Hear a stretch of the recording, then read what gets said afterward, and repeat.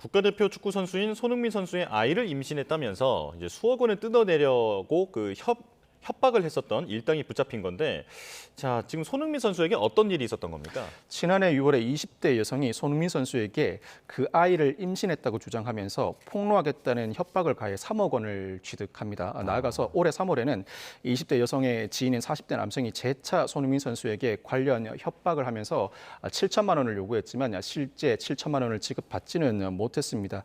이 사건은 지난주에 손 선수 측이 경찰에 고소장을 제출했고 아마 주요 인물이라 서울청에 보고하면서 사건이 진행될 가능성이 상당히 높습니다.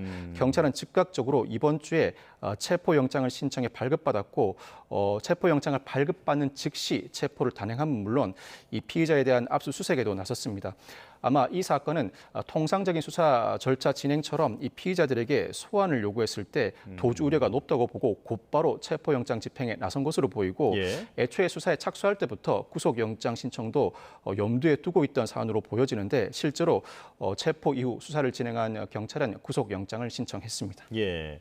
근데 경찰은 여성이 주장하는 임신 시점과 손흥민 선수의 진술에 여러 가지 차이가 있다라고 얘기를 하면서 어떤 진위 여부를 밝히고 있는 상황입니다. 시간이 얼마나 걸릴까요? 이 진위 여부는 두 가지 측면에서 조사가 이루어질 것으로 보입니다. 실제 초음파 사진이 맞는가?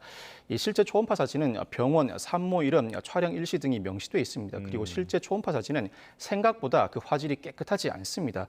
아마 태아의 크기와 해부학적 구조에 비추어 사진이 실체 관계에 부합하는지 확인해 볼 예정으로 보이는데 산부인과 전문의나 초음파 기사로부터 감정을 받을 수도 있습니다.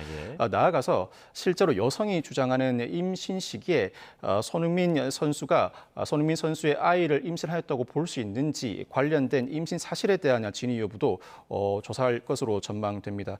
이 손 선수의 진술과 이 여성이 주장하는 임신 시점에 일부 차이가 있는 것으로 알려지고 있는데 교제 관계나 만난 시점에 비추어 실제 임신이 가능했는지 여부를 경찰이 조사할 것으로 보이고 구체적인 감정 절차를 거칠 필요가 없는 사안이라 그 진위 여부를 밝히는 데에는 1, 2주 내에는 충분할 것으로 전망됩니다.